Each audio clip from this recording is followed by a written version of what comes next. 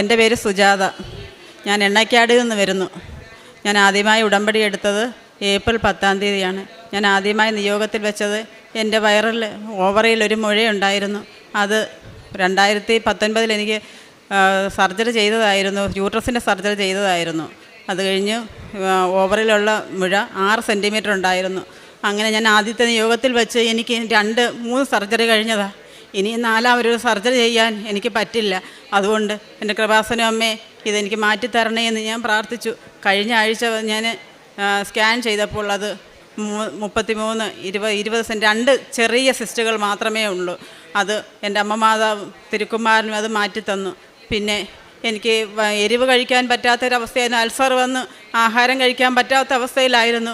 അതും എനിക്ക് മാറ്റിത്തന്നു. പിന്നെ ഫാറ്റി ലിവർ സ്കാൻ ചെയ്യുമ്പോഴെല്ലാം ഫസ്റ്റിൽ ഫാറ്റി ലിവറാണ് തിരിഞ്ഞ് വന്നിരുന്നുണ്ട്, അതും മാറ്റിത്തന്നു. പിന്നെ 2 വർഷം മുമ്പ് എനിക്ക് ഈ അലർജിയുടെ രോഗമുണ്ടായിരുന്നു. അങ്ങനെ ശ്വാസമുട്ടൽ അനുഭവപ്പെടുന്നു. ഇത് ഉടമ്പടി എടുത്ത അന്ന് മുതൽ എനിക്ക് ശ്വാസമുട്ടില്ലാതായി. എന്നും വയറിൻ്റെ ശരീരഭാഗങ്ങളിലെല്ലാം ഉടമ്പെടുത്തെല്ലാം തേച്ച് പുരട്ടുമായിരുന്നു. പിന്നെ ഉപ്പും കാശുരൂപം വെച്ച് പ്രാർത്ഥിക്കുമായിരുന്നു. പിന്നെ വീടിൻ്റെ അടുത്തുള്ള അനേകർ ഞാൻ ആരെങ്കിലും എന്തെങ്കിലും പറയും, ഇനി അസുഖമാണ് എന്തെങ്കിലും പറഞ്ഞാൽ ആ കാശുരൂപം വെച്ച് വിശ്വാസ പ്രമാണം ചൊല്ലി പ്രാർത്ഥിച്ച് അത് പൂർണ്ണമായി സൗഖ്യപ്പെടുമായിരുന്നു. പിന്നെ ഞാൻ ഉടമ്പടിയിൽ വെക്കാത്ത ഒരു കാര്യം പറയാനാണ് വന്നത്. എൻ്റെ സഹോദരന് ബ്രെയിൻ ട്യൂമറായിരുന്നു തലയിൽ. അത് അവന് ഡോക്ടർ പറഞ്ഞു സംസാരശേഷി നഷ്ടപ്പെടും, ഒരു വശം തളർന്നു പോകുമെന്ന് പറഞ്ഞതാണ്. കോട്ടയം മെഡിക്കൽ കോളേജിൽ മാർച്ച് മാസത്തിൽ അഡ്മിറ്റ് ആയതാണ്. 1 മാസം അവിടെ അഡ്മിറ്റ് ചെയ്തിരുന്നു. ഏപ്രിൽ 2-ാം തീയതി സർജറിക്ക് ഡേറ്റ് തന്നു. അത് ഷുഗർ കൂടി, അതുകൊണ്ടാണ് 1 മാസം അവിടെ അഡ്മിറ്റ് ചെയ്യേണ്ടി വന്നത്. ആ സർജറിയിൽ ഡോക്ടർ പൂർണ്ണമായും പറഞ്ഞു അത് ഒരു വശം തളർന്നു പോകും, സംസാരിക്കാൻ കഴിവില്ല എന്ന് പറഞ്ഞു. അങ്ങനെ ഞാൻ ഇവിടെ വന്നു. ഇവന് തീരെ വിശ്വാസമില്ലായിരുന്നു. അങ്ങനെ ഞാൻ ഇവിടെ വന്നു.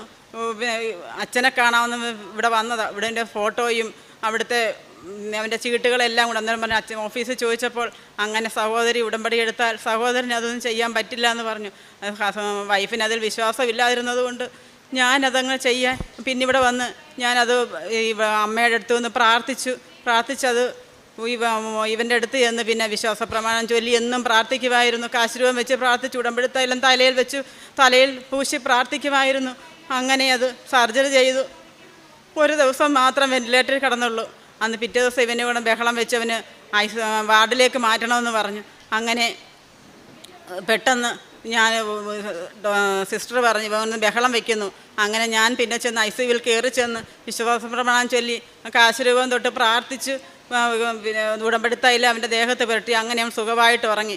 പിന്നെ 2 ദിവസം കഴിഞ്ഞ് പെട്ടെന്ന് പറഞ്ഞു ഇവനെ വാർഡിലേക്ക് മാറ്റണമെന്ന് പറഞ്ഞു. 4-ാമത്തെ ദിവസം തന്നെ വാർഡിലേക്ക് മാറ്റി സംസാരശേഷി ഉണ്ടാകുകയും ചെയ്തു. പൂർണ്ണ ആരോഗ്യത്തോട് നടന്നു തന്നെ വാർഡിലേക്ക് വന്നു. പിന്നെ 3-4 ദിവസം കഴിഞ്ഞപ്പോൾ പറഞ്ഞു ഡോക്ടർ പറഞ്ഞു ഞാൻ പറഞ്ഞു എൻ്റെ വീട്ടിൽ ഞാൻ കൊണ്ടുവന്ന് ഇവനെ നോക്കിക്കോളാമെന്ന് പറഞ്ഞു.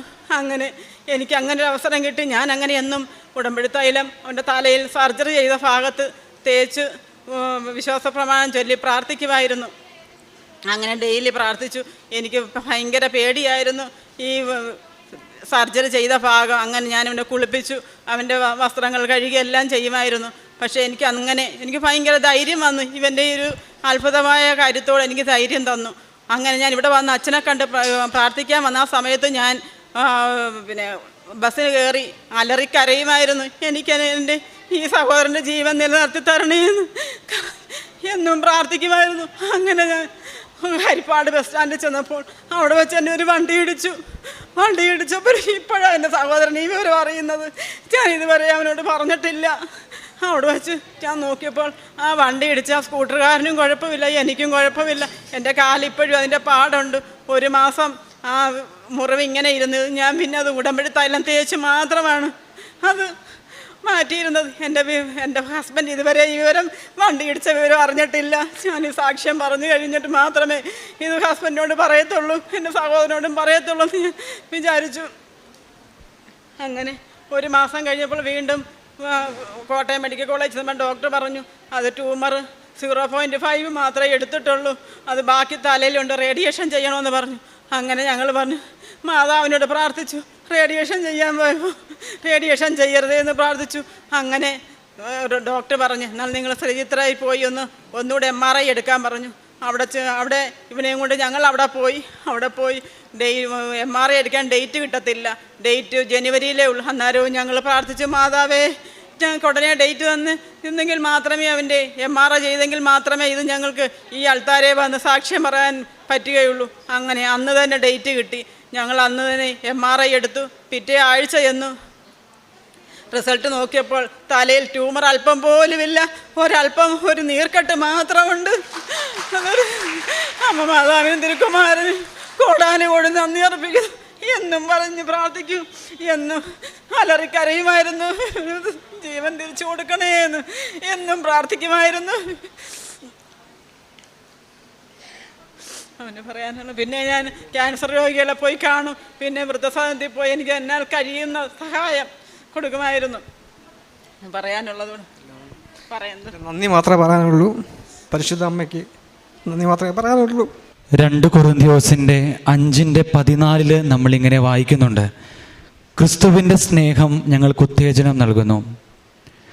സഹോദരങ്ങൾ തമ്മിൽ സ്വത്തിനും വസ്തുവിനും പണത്തിനും വേണ്ടിയൊക്കെ ഇടിപിടിക്കുന്ന ഒരു സമയത്ത് ഈ സഹോദരി തൻ്റെ സഹോദരന് വേണ്ടി സഹനത്തിലൂടെ ത്യാഗമെടുത്ത് ഉടമ്പടി ജീവിതം അനുഷ്ഠിച്ച് സഹോദരന് സൗഖ്യം ലഭിച്ചതിൻ്റെ ഉടമ്പടി സാക്ഷ്യമാണ് നമ്മുടെ മുൻപിൽ പങ്കുവച്ചത്. പ്രിയമുള്ളവരെ, കർത്താവിൻ്റെ മുൻപിൽ സഹോദര സ്നേഹത്തിന് വലിയ വിലയുണ്ട് എന്ന് തെളിയിക്കുകയാണ് ഈ സഹോദരി. തൻ്റെ സഹോദരൻ്റെ ക്യാൻസർ മാറി എന്ന് നമ്മളോട് പറയുമ്പോൾ നമുക്ക് മനസ്സിലാകേണ്ടത്. നമുക്കും സഹോദരങ്ങളെ സ്നേഹിക്കുവാനായിട്ട് ഈ സഹോദരി വലിയൊരു സാക്ഷ്യമായിട്ട് തീരട്ടെ എന്ന് ഈ നിമിഷത്തിൽ പ്രാർത്ഥിക്കുകയാണ്. നമുക്കറിയാം, നമ്മുടെ ജീവിതത്തിൽ രോഗങ്ങളും പ്രതിസന്ധികളും ഒക്കെ ഉണ്ടാകുമ്പോൾ നമ്മൾ ദൈവത്തിൻ്റെ സന്നിധിയിലേക്ക് കടന്നു വന്ന് പ്രാർത്ഥിക്കുമ്പോഴാണ് നമ്മളുടെ കാര്യങ്ങൾ ദൈവം ഏറ്റെടുക്കുന്നതെന്ന് നമ്മൾ ബോധ്യവാന്മാർ ആയിത്തീരണം എന്നുള്ളതാണ്. ജീവിതത്തിൽ വലിയ ബോധ്യമുണ്ടാകേണ്ടത് നമുക്ക് വേണ്ടി പ്രാർത്ഥിക്കുമ്പോൾ മാത്രമല്ല, നമ്മൾ ആർക്കൊക്കെ വേണ്ടി പ്രാർത്ഥിക്കുന്നുവോ അവരുടെയൊക്കെ ജീവിതത്തിൽ പരിശുദ്ധ അമ്മ ഇടപെടുന്നു എന്നുള്ളതാണ്. പരിശുദ്ധ അമ്മയും ഒരു കുടുംബത്തിൽ ജീവിച്ചൊരു വ്യക്തിയാണ്. അതുകൊണ്ട് തന്നെ കുടുംബത്തിൻ്റെ അസ്വസ്ഥതകളും അരിഷ്ടതകളുമൊക്കെ മനസ്സിലാക്കുവാനായിട്ട് പരിശുദ്ധ അമ്മയ്ക്ക് സാധിക്കും എന്നുള്ളതാണ് ഈ ഉടമ്പടി സാക്ഷ്യത്തിൽ നമുക്ക് ബോധ്യമാകുന്നത്.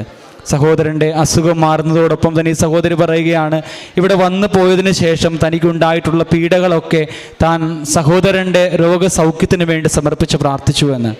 ആരെയും അറിയിക്കാതെ തൻ്റെ വേദനകൾ ഉള്ളിലൊതുക്കി പ്രാർത്ഥിച്ചപ്പോൾ പരിശുദ്ധ അമ്മ കൂടെ സഞ്ചരിച്ചുകൊണ്ട് ഈ സഹോദരൻ്റെ രോഗങ്ങൾ മാറ്റിക്കൊടുക്കുന്നതായിട്ട് നമ്മൾ കാണുന്നു.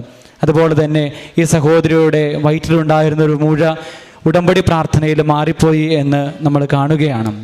ഉടമ്പടി ജീവിതത്തിൽ ഉടമ്പടി നേർച്ച വസ്തുക്കളുടെ ഉപയോഗം ഫലപ്രദമാണെന്നും ശക്തിയുള്ളതാണെന്നും ഈ സഹോദരിയുടെ സാക്ഷ്യത്തിൽ നമുക്ക് മനസ്സിലാകുകയാണ്.